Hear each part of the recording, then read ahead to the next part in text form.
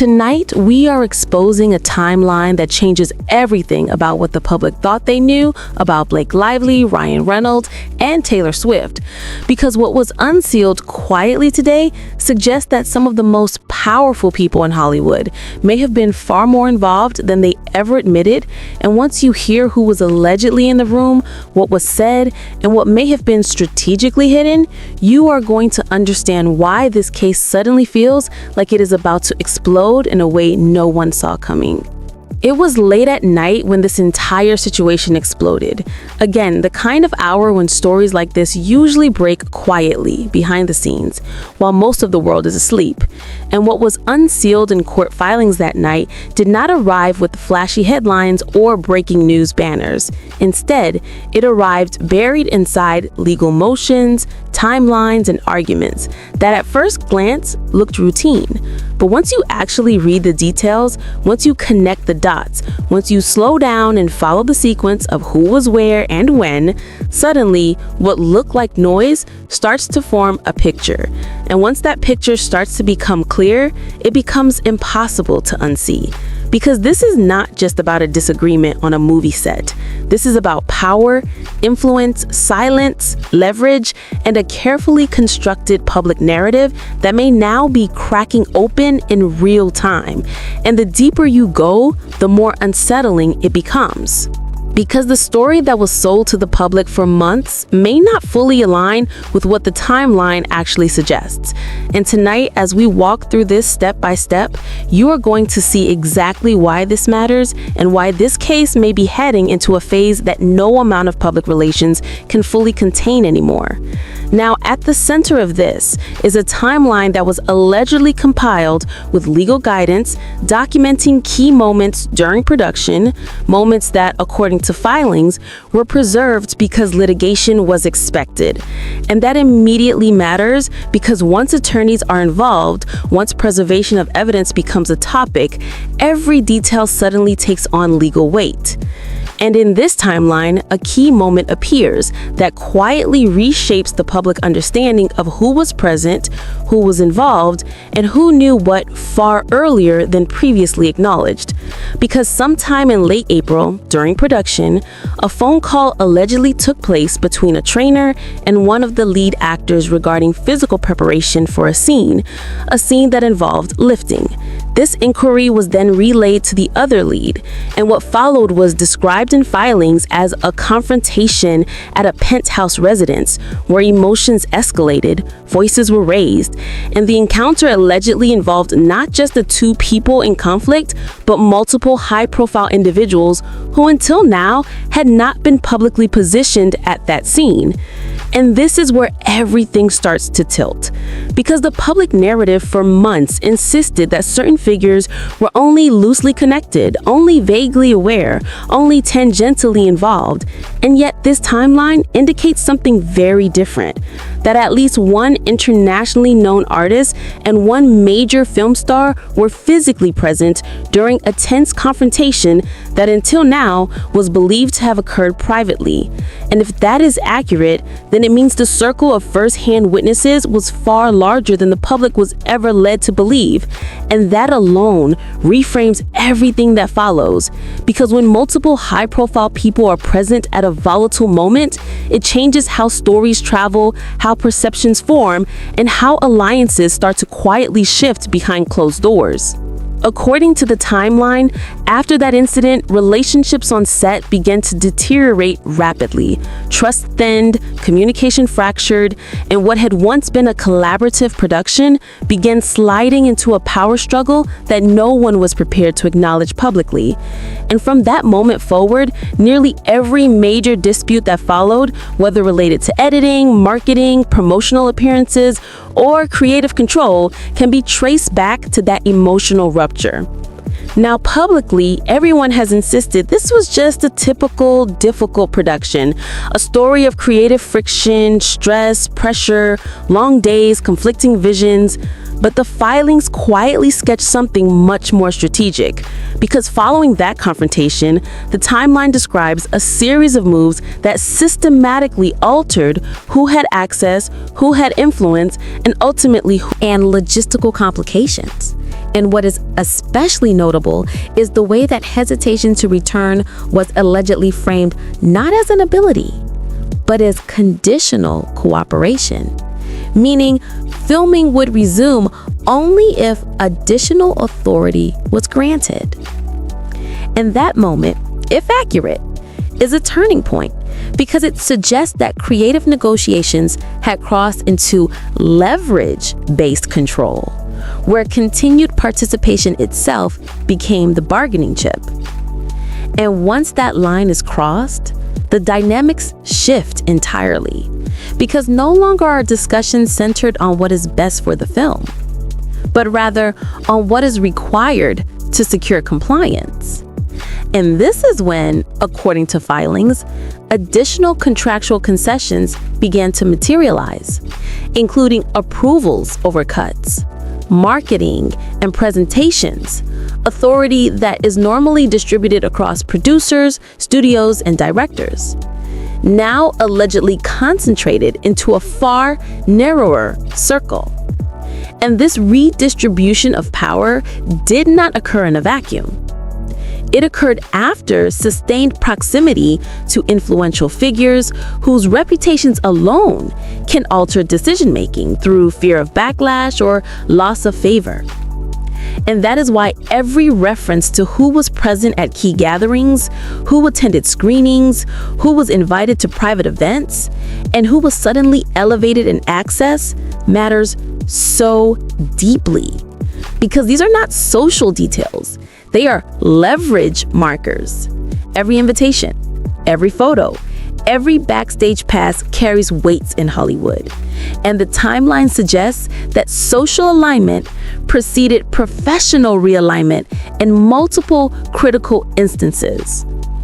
Around this time, private screenings reportedly included high-profile attendees whose presence alone would send unmistakable signals to both the cast and the studio about where influence now resided. And as this social shift took place, several once-aligned collaborators allegedly began to distance themselves from the original creative lead.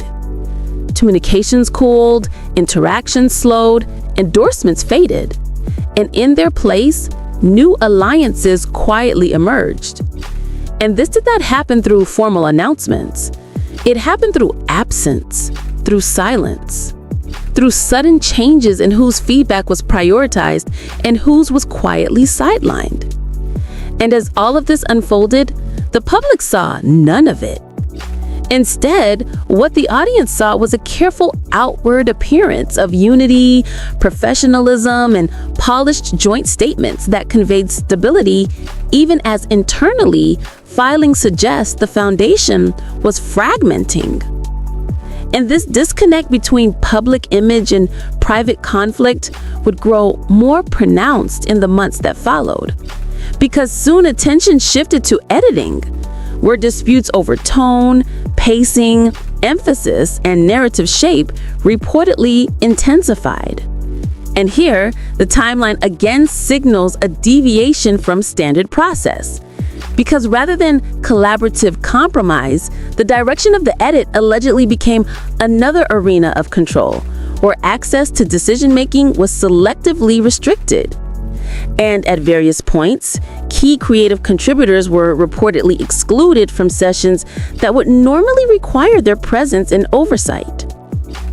And each exclusion mattered because each one incrementally altered the final version of the story, both on screen and off. And as this internal struggle quietly escalated, external relationships continued to play a subtle but decisive role, with the timeline indicating that certain individuals outside of official production channels were consulted, referenced, and even cited as philosophical justification for decisions that directly contradicted early creative agreements. And this is where that now widely discussed quote about audiences not knowing what they want until they are given it allegedly surfaces. Because when that mindset is applied not to technological innovation, but to the portrayal of character, image, and narrative framing, It transforms from a marketing philosophy into a tool for dismissing lived audience feedback. And that is exactly what occurred when early costume reactions emerged from leaked photos. Fans responded quickly with confusion, concern, even disappointment. Yet instead of that response prompting reconsideration, the timeline suggests it was reframed as evidence that the audience simply had not yet been properly educated on what they were about to receive. And that framing is powerful because it shifts responsibility away from the product and places it onto the consumer, implying that dissatisfaction is a symptom of ignorance rather than a signal of misalignment. And once that logic is adopted, it can justify almost any creative choice, regardless of reception. And that is precisely why the use of that quote at that moment is so significant, because it signals a posture of authority over audience perception rather than responsiveness to it. And the more that posture solidified, the more insulated decision-making allegedly became. As weeks passed, further complications surfaced. Disputes over promotional obligations surfaced, boundaries around joint appearances hardened, and according to internal notes, one party expressed unwillingness to engage in standard combined publicity despite contractual norms. And again, what matters here is not merely the refusal itself, but the asymmetry of consequence. Because under normal circumstances, such refusal would carry immediate professional repercussions. Yet in this case, the timeline implies that those consequences were muted, delayed, or softened, which again raises the question of what external value was offsetting that risk for the studio. And this is where the pattern becomes unmistakable. Because across multiple domains, creative control, editing authority, promotional posture, public messaging, and social alignment, the same directional drift appears again and again, away from collective negotiation and toward centralized influence, anchored not solely in contractual power, but in celebrity gravity. And once celebrity gravity enters the equation, traditional professional leverage becomes distorted because fear of online backlash, brand association, and public perception all begin exerting pressure on decision makers in ways that standard contracts cannot fully anticipate. And the timeline indicates that by the time major promotional planning began, the internal divisions were already so entrenched that parallel strategies were being developed to avoid direct overlap. And those parallel strategies would later manifest in the visible fractures that audiences eventually noticed. But long before that, the filing suggests the tension had already reached a point of no return. And through all of this, another presence repeatedly hovers at the edges of the narrative, not as a direct decision maker on paper, but as a recurring touchstone in conversation, location, advice, and symbolic support. And that repeated proximity is what now places that presence under new scrutiny. Because when someone is present at formative confrontations, referenced during creative disputes, cited as a source of philosophical guidance, and strategically invoked during licensing and promotional negotiations, it becomes increasingly difficult to maintain the framing of passive bystander. And that is precisely the tension that now sits at the core of this unfolding situation. Because the public narrative insisted on distance, while the timeline suggests repeated closeness. And that gap between public statement and documented proximity is where the next phase of this case may begin to concentrate its pressure.